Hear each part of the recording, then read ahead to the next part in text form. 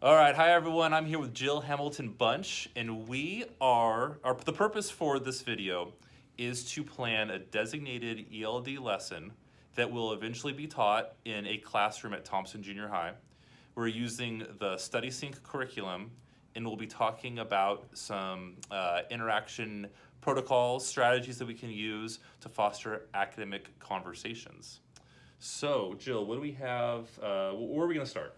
Okay, so we're going to start with just the curriculum itself. So when you go into StudySync, you can choose designated ELD or just the regular curriculum. So I went into designated ELD and I printed what would be taught that day, and this is a 7th grade lesson. Okay, I'm gonna go ahead. I'm gonna show you guys that on the video right now. So I downloaded the 7th grade lesson. I just put it on paper so we could see it easily on video. And then I just walked through the outline of the lesson. And one of the things that I think is really important, Steve, to remember is that your curriculum is a tool in the toolbox, not the already written lesson. Because this is not a scripted curriculum. It is a outline that we use then to make a lesson plan. So I went ahead and just used the lesson plan from Panama, and I'm just going to walk through how I go from the curriculum to the lesson itself, and then we'll be teaching the lesson in a few days at Thompson. So when I pulled down the lesson itself for this designated ELD lesson, it talked about compound and complex sentences. So you'll notice that here's the compound and here's the complex. And those are two very different ways of using sentence structure. And there are only 9 structures for sentences out there. And I know that these are 2 of the 9. And so if I've got kids in 7th grade who are still learning language, teaching 2 of the 9 sentence structures in 40 minutes seems a little bit overwhelming. So I'm going to judge where my kids are. Now in my own classroom, I would be able to say, this is where my kids are. I know because I see it every day. In the classroom where I'm going to drop in and teach this lesson, I'm going to assume that we're about here with compound sentences. So you'll notice that it talks about compound sentences joined by fanboys. Those are the coordinating conjunctions, and those are 2 independent clauses. I know those terms because I'm an English teacher and I like grammar. But during ELD, I'm not teaching grammar. I don't care if the kids know compound sentence or coordinated conjunction. I care that they know how to use it. So I'm going to really focus on what I'm going to teach about compound sentences. So what I'm going to do is just look at this input and model. I'm just going to fill in at the top here just so that I know that my standards are listed here. And so I'm just going to put as listed. Objective is going to be fanboys, which is the coordinating conjunctions. And then I always make the note, especially with middle school kids, am I going to use listening, speaking, reading, writing? I'm going to use writing today. We're going to do some speaking, but mostly we're going to focus on writing. And in middle school, my focus should be on writing because that's really what's keeping a student who's at a level 3 from being a 4 is writing. And then I've got my choices here. Am I going to deconstruct, expand, function, structure, syntax, morphology, register? I'm going to actually use expansion. I'm going to have my kids create sentences using fanboys.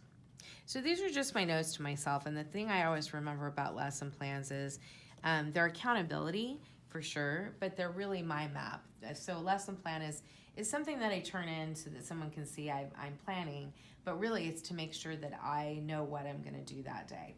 So I love this template because it shows the teacher and then it shows what my kids are going to be doing. So what am I going to do, and then what are my kids going to be engaged in? So what I'm going to do is I'm just going to show the kids fanboys here. I'm going to model for them and show them these are the coordinating conjunctions, and then I am going to show them independent clauses. Now again, I'm going to use that term just because it's a term that I'm comfortable with, but I want them to know the difference between when they use a comma and when they don't use a comma. So sometimes we use a comma and sometimes we don't. And I want to show them if it's independent, we use a comma. And then if it's not, if it's independent and not independent, dependent, that we don't. We use no comma here, okay? That's just a note to me that that's what I'm gonna model and input for my kids. What I'm gonna ask my students to do, I'm gonna have them use whiteboards. I'm gonna have them work with partners. I'm gonna have them produce after me. I just making a note to myself, produce with partner after practice with me. And that's just a note to me to remind me what I need to do. Okay, my structured practice here is I'm gonna provide this model and I'm gonna post the model. So I want my kids to be able to go back to this later, and I want them to be able to see this after this lesson is done. I think that's really important. Whenever I walk into a classroom and ask what they've taught, I always feel like I shouldn't have to ask. It should be something visible for the kids to use later on. And I'm gonna just show really quickly how I want that to look. It's gonna be if there's a subject and a verb, it needs a comma. If there's a subject and a verb after. And that's just what I'm gonna show the kids. And then if there's a subject and a verb here, there's no comma if there's not a subject and a verb after. That's, again, just my note to myself, just to show them that structure. And I'm gonna have them work in partners here. And sometimes I write the time, but since this is a class that's not super familiar to me, I'm gonna go ahead and just not mark the times because I'm not sure of how long this is gonna take me. But this is about a 20 to 30 minute lesson, and I've just written that at the top of the page. So it's a mini lesson whenever we're doing this kind of really deep language. My guided practice, I've given over here during structured practice, and I'm gonna use that as part of my guided practice. And then I always wanna make sure, so I'm just gonna write a note here, see above. And instead of independent practice, I always call this, and I've written it down, assess and close. Because I'm worried that with designated ELD, I don't want to give the kids a whole bunch of time to practice if they didn't understand it well. So I don't want to have that fossilized error with something they're doing poorly. So I'm going to lead kids in completing their own sentence. And that's going to be my closing and my assessment of the kids. And one of the things that's really important in designated ELD is then mark which kids didn't get that concept, and that'll help you with reteaching. And I'm gonna have them show that to me on their whiteboards. And when I say whiteboards, that could be their Chromebooks, that could be any system that you have of having them show you what they know and are able to do. So I'm going to have them just complete one sentence that uses fan voice, and I'm going to do one with a comma and one without. And no comma. Again, this is just my notes to myself, so you might not be able to read this super clearly, but I want to make it just clear to myself. I know that this is without a comma and with a comma. The other thing I want to make sure of as I'm planning this lesson is I don't want this to get grammar heavy. This isn't about when to use a comma and when not to use a comma. This is about understanding how to put two sentences together with a coordinating conjunction and the way that it sounds and the way that it's written. I'm just going to remind them of how the comma works just because it's a natural fit to do that within the sentence. But my focus here isn't where do you put a comma. My focus is what does it sound like when you put two sentences together. And how do we do that linguistically? How do we use the language? And that's the difference between grammar and syntax. And as you watch the lesson, you're going to see, I don't call it coordinated conjunction. I don't call it independent clause. I give the kids the formula for how it works rather than focusing a lot on what it's called, because I want them to understand the concept rather than the label for what that concept is. So that's my lesson planning. How long did this take us, Steve? About 5-10 minutes?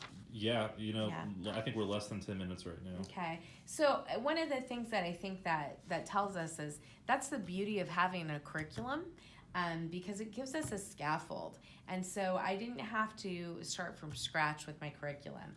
What I want to remember, though, always with any curriculum is that curriculum is my scaffold for my lesson. The curriculum is not my lesson itself. So I always think of this as kind of my reference point, and then I need to think through the lesson plan delivery. Sometimes I keep this handy, especially because, this is one of the things I like in StudySync, is it's got this differentiation piece in here for expanding, I'm merging, expanding, and bridging. So sometimes I keep it handy just because it has some examples. I did notice there are a couple examples where I was a little concerned about the example. One of them had used the word, let's see if we can find it. Before we took the test, we studied hard, and hard should actually be the word difficult. So I found, just a quick error. So I don't want to just use these examples as they're written, because there might be some errors in them. Not errors, but not as formal a language as I want to use. This differentiation piece I do think is really helpful always. The thing to remember is you may not have a whole room of kids who are just emerging, just expanding, or just bridging. So one of the things I do like to do with this section here is take ideas that are worthwhile, regardless of where they fall on the continuum of language, and see if I want to use them in my lesson plan. So I did that before I started. And again, before I started planning, I read through the whole lesson plan from StudySync, just so that I knew kind of what I wanted to cover, and then how I would know if the kids did it right. The other thing they have that I think is helpful is they have a little rubric here that shows you about what level the kids should be at. I don't use this particular rubric for actually scoring kids, but I do like to use it for it to tell me as a teacher about where they should be as 7th graders for this particular skill based on their language. So that's my plan. I'm excited to teach it. I'll be at Thompson on Thursday teaching this lesson. And if you're watching this virtually, we hope that you'll join us in the next video to see the lesson in action. Thanks so much.